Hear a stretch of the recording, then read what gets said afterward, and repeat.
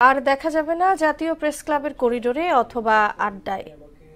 কবিতার নতুন হরফে মিলবে না তারুণ্যের জয়গান। কারণ দ্রোহ ও প্রেমের কবি হেলাল হাফিজ আর আমাদের মাঝে নেই। ৭৬ বছর বয়সে পাড়ি জমিয়েছেন না ফেরার দেশে। কাল বাংলা একাডেমি ও জাতীয় প্রেস ক্লাবে নামাজে জানাজা শেষে দাফন করা হবে মিরপুর বুদ্ধিজীবী কবরস্থানে। কবির মৃত্যুতে গভীর শোক প্রকাশ করেছেন প্রধান উপদেষ্টা ডক্টর মোহাম্মদ ইউনূস। আরো জানাচ্ছেন নাসিমুল বারী সৌরভ।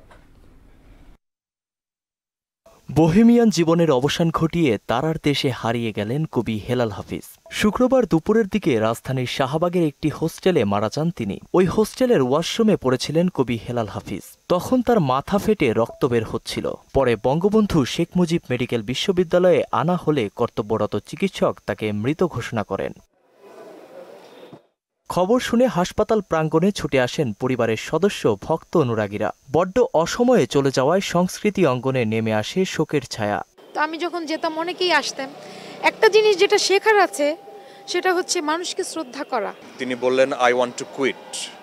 তো তিনি আর বাঁচতেও চাননি।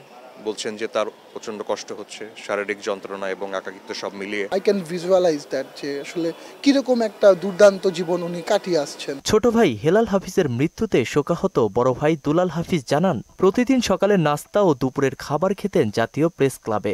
সেখান থেকে ফিরে হোস্টেলে নিঃসঙ্গ জীবনযাপন করতেন তিনি। সারাদিন সকালবেলায় প্রেস ক্লাবে গিয়ে সে ব্রেকফাস্ট করত, প্রেস ক্লাবেই লাঞ্চ, প্রেস ক্লাবেই সারাদিন থাকা, প্রেস ক্লাব থেকেই বিকালবেলায় বাসায় গিয়ে শুধু ডিনারটুকু করে আমার সঙ্গে থাকত। তিনি আরও জানান, শনিবার হেলাল হাফিজের প্রথম জানাজা বাংলা একাডেমিতে অনুষ্ঠিত হবার পর দ্বিতীয় জানাজা অনুষ্ঠিত হবে জাতীয় প্রেস ক্লাবে।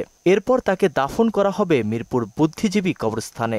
তার সকাল 11টায় বাংলা একাডেমিতে তার প্রথম জানাজা অনুষ্ঠিত হবে। নাসিমুল বারী সৌরভ, মোহনা সংবাদ, ঢাকা।